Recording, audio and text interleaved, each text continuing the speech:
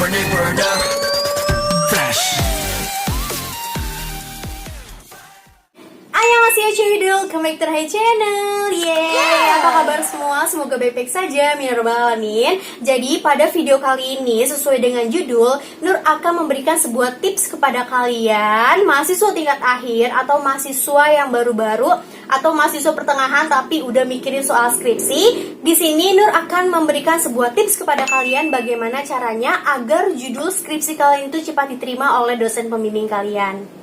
Pasti kalian mahasiswa tingkat akhir atau mahasiswa yang sudah memikirkan skripsi masih bingung nih bagaimana cara menentukan judul agar cepat diterima oleh dosen pembimbing. Karena kebanyakan itu judul-judul mahasiswa itu kan banyak ditolak karena memang judul tersebut tuh kayak udah kebanyakan atau judul tersebut itu nggak ada masalahnya gitu. Jadi di sini Nur akan memberikan sebuah tipsnya.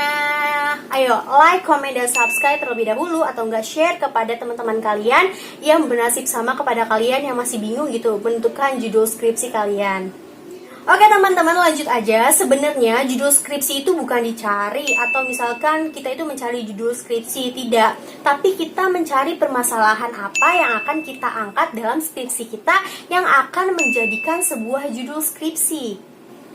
Hal pertama yang harus kalian lakukan adalah menentukan tema apa yang akan kalian angkat untuk penelitian kalian.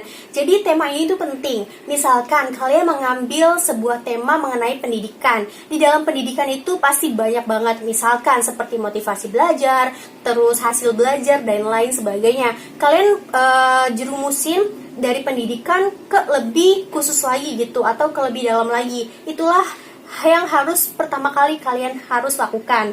Tentukan tema judul kalian. Ketika kalian sudah menentukan tema judul kalian dan misalkan ya, Nur di sini ngasih contoh, kalian sudah mengambil tema pendidikan dengan urusan atau masalahnya itu adalah motivasi belajar. Bagaimana sih motivasi belajar di sekolah yang membuat anak-anak itu semangat gitu motivasinya? Hal yang harus kalian lakukan selanjutnya adalah kalian tentukan faktor-faktor dari motivasi belajar tersebut. Jadi misalnya motivasi belajar itu terdapat beberapa faktor. Nah, kalian tentukan tuh faktor-faktor apa saja yang menentukan motivasi belajar. Kalian harus cari, karena itu penting banget. Kenapa? Karena faktor-faktor motivasi belajar ini akan menjadikan variabel-variabel yang akan kalian teliti dalam penelitian kalian. Nah, kenapa penting banget menentukan faktor-faktor ini? Karena biasanya di dalam faktor ini terdapat sebuah masalah. Nah, masalahnya inilah yang kalian teliti gitu. Nah, misalkan kalian sudah menentukan faktor-faktornya nih, misalnya di dalam faktor-faktor motivasi belajar itu ada dukungan orang tua, ada teman sebaya, ada dukungan internal. Itu adalah faktor-faktornya nih. Kalian lakukan sebuah prariset. Jadi tahap ketiga adalah kalian melakukan sebuah prariset atau penelitian kalian. Nah, tugas kalian di sini adalah kalian membuat sebuah kuesioner mengenai faktor-faktor yang mempengaruhi motivasi belajar. Ketika kan tadi udah kalian dapatkan nih faktor-faktornya, kalian membuat kuesioner mengenai faktor-faktor tersebut. Misalkan di dalam faktornya itu kan kayak ada dukungan orang tua kan. Misalnya dukungan orang tua ini bisa kalian turunin lagi. Misalnya di dalam dukungan orang tua itu ternyata adanya pemberian semangat berlebih kepada anak sehingga motivasi belajarnya itu meningkat. Nah, kalian bisa jadikan itu sebagai kuesioner atau pernyataan kalian. Jadi bikinlah sebuah prariset yang mengenai motivasi belajarnya ini, mengenai Y-nya ya, Y atau masalahnya. Kalau di dalam kuantitatif itu Y ya. Jadi sebenarnya di sini Nur itu lebih ke kuantitatif karena memang penelitian yang Nur ajukan atau penelitian yang sedang Nur lakukan ini mengenai penelitian kuantitatif, jadi lebih ke kuantitatif. Nah, ketika kalian sudah menyebar prariset kalian, jadi prariset ini tuh ada minimalnya adalah 30 responden untuk kuantitatif. Nah, 30 respondennya ini kalian sudah tentukan nih, misalkan hasilnya berapa. Nah, ketika kalian sudah ketika hasilnya sudah ketahuan, yang harus kalian lakukan adalah pilihlah persentase tertinggi gitu. Jadi di dalam faktornya itu misalnya ada 5. Nah, kalian pernyataannya itu ada 5 mengenai faktor-faktor yang mempengaruhi motivasi belajar ini. Kalian pilihlah yang paling tinggi, berarti itulah masalahnya atau itulah hal yang membuat mereka itu memiliki motivasi untuk belajar gitu. Nah, ketika kalian sudah memilih, ketika hasil tertingginya itu ada dua, misalnya dukungan orang tua dan apa tadi teman sebaya misalnya ya. Nah, kedua faktor ini bisa kalian ambil sebagai variabel penelitian kalian, seperti itu. Nah, ketika kalian sudah mengambil kedua faktor tertinggi ini dan kalian jadikan variabel penelitian, hal selanjutnya yang kalian harus lakukan adalah mencari jurnal acuan yang berbasis internasional. Jadi itulah yang paling penting, karena kita skripsi, kita itu hanya menguji teori saja. Kita tidak membuat teori gitu kan, karena kita masih S1, jadi hanya menguji teori yang ada. Jadi kalian harus nih memiliki pegangan sebuah jurnal acuan kalian yang berbasis internasional atau berbasis Scopus, terindeks Scopus. Itu penting banget sih. Nah, di dalam jurnal acuan ini, ketiga variabel yang tadi kan sudah kalian dapetin, dukungan orang tua, teman sebaya, itu variabel X-nya, X1 dan X2.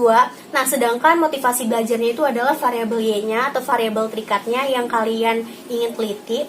Jadi ketiga variabel ini harus ada di dalam sebuah jurnal acuan kalian.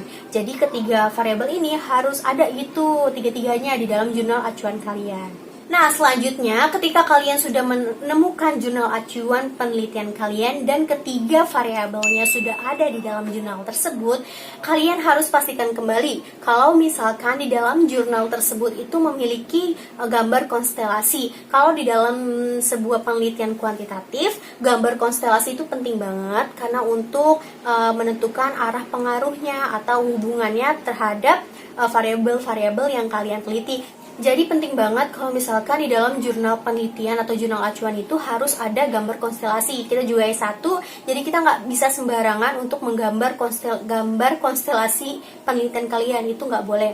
Karena biasanya dosen itu nanya nih, mana gambar konstelasinya, ada atau enggak. Kalau nggak ada, pasti kalian disuruh cari jurnal acuan kalian.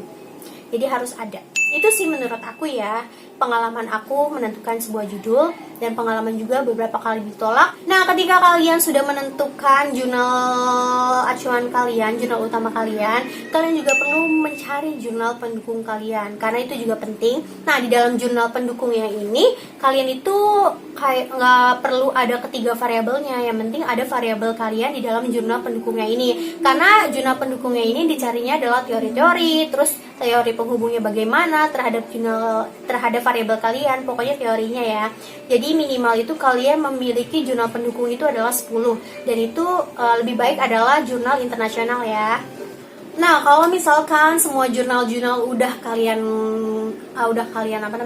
punya, udah kalian pilih-pilih, hal yang harus kalian lakukan tahap akhir adalah melakukan pemetaan terhadap teori-teori yang kalian miliki atau yang kalian cari di dalam jurnal-jurnal pendukung atau jurnal acuan kalian. Lakukan pemetaan, misalnya X1 teori-teorinya itu apa aja, X2 teori-teorinya itu apa aja. Nah, biasanya tidak hanya teori, indikator pun ada di dalam sebuah pemetaan teori tersebut. Nah, setelah kalian membuat pemetaan teori kalian fixin dah tuh judul kalian. Jadi, judul kalian adalah pengaruh dukungan orang tua dan teman sebaya terhadap motivasi belajar. Jadi kayak gitu. Coba sih Nur dah. Nur bukannya so tahu, tapi kayak menurut Nur itu kayak gitu aja gitu, lebih mudah gitu di ACC sama dosen pembimbing kalian. Agar ketika dosen pembimbing kalian nanya kenapa kalian milih judul ini, kalian udah ada nih prarisetnya, kalian udah nemuin masalah-masalah yang ada di lapangan gitu kan. Oh ya, setiap faktor-faktornya itu juga kalian tambahkan sebuah masalah, bisa kalian tambahkan dari wawancara atau bisa kalian tambahkan melalui internet. Itu terserah kalian, sepinter kaliannya aja. Pokoknya lakukan keberapa tuh tadi, ada berapa sih? Ada 7 ya atau 8 gitu tipsnya. Ya, seperti itu. Semoga video ini bermanfaat untuk kalian mahasiswa tingkat akhir. Nur juga belum nyelesain skripsi sebenarnya, lagi nyusun. Ya, biar dipermudah. Jadi Nur mau ngasih sebuah tips kepada kalian yang baru memulai supaya lancar gitu, jaya gitu kalian dalam mengerjakan skripsi kalian, gak mandet-mandet, gak males gitu kan. Pokoknya doakan Nur juga supaya skripsi Nur cepat kelar, supaya bisa lulus, supaya bisa kerja, supaya bisa nikah, supaya punya anak, suami yang ganteng, suami yang tampan. Pokoknya seperti itu guys. Pokoknya kayak gitu aja ya. Anjay, mendek banget.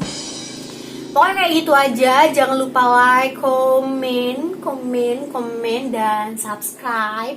Pokoknya subscribe atau share ke teman-teman kalian supaya mereka itu nggak bingung gimana caranya menentukan judul. Pokoknya jangan cari judul, tapi cari masalah. Itulah yang sepengalaman Nur dan sepengalaman teman-teman Nur yang bingung banget jadinya ketika kalian sudah ada di tahap kalian nemuin judul tapi gak ada masalah ternyata. Dan itu skripsi itu kan yang menyebalkannya itu gitu. Kenapa kita harus nyari masalah gitu? Pada masalah hidup itu udah banyak ya gak sih? Masalah hidup, masalah percintaan, keuangan dan lain sebagainya. Mahasiswa. Ya udah nggak apa-apa. Bye bye. See you again. Burning word up.